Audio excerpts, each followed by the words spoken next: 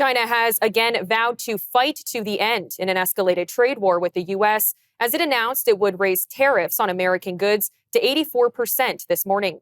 Beijing also added an array of countermeasures.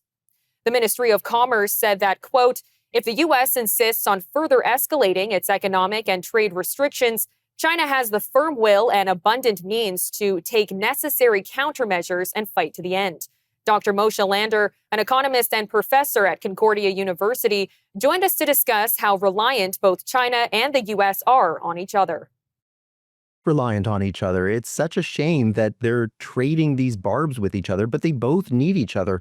The Americans import a huge amount from China, but they also export a huge amount. Now, it's true, the Americans import about $300 billion more than they export, but there's another side to the ledger that's often not seen, which is that Asia, or China in particular, is financing America's huge trade deficit by buying their government debt. So if the Americans can't balance their budget, if they need to have this huge debt, China's the one that's financing a lot of it. And that's the part that's very little investigated. If the Americans could save more, if their government could be more responsible, they didn't need to borrow as much money, then that would be reduced, and that would actually give them more space then to reduce their trade deficit with China. So we keep focusing on this goods part of the story, but we're missing the asset part of the story, and that's a big part of it. Dr. Lander also touched on the impact these back and forth tariffs are having on the market and that a global market meltdown has already been sparked. Most markets are down at least 10%, which is technically called a correction.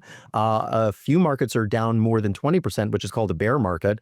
And I don't think that we're done yet. We're going to see over the next few days that the markets might stabilize a little bit. They might even show small gains.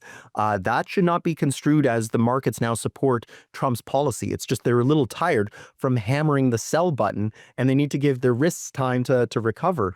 If you think about going up a mountain, it's never smooth. And when you think you've reached the peak, you quickly find that, no, there's another peak behind that you haven't reached. It's the same thing coming down then, that just when you think you've reached the valley and that's the end of it, there's another hill on the other side of that valley that you have to come over before you can get to the next descent. And so I think that's what we have right now in financial markets, is that we're in this valley right now, but that should not be construed as we've reached the trough. It's that there's another little hill that we have to cross, and then we're going to find that there's a big chasm on the other side waiting for us.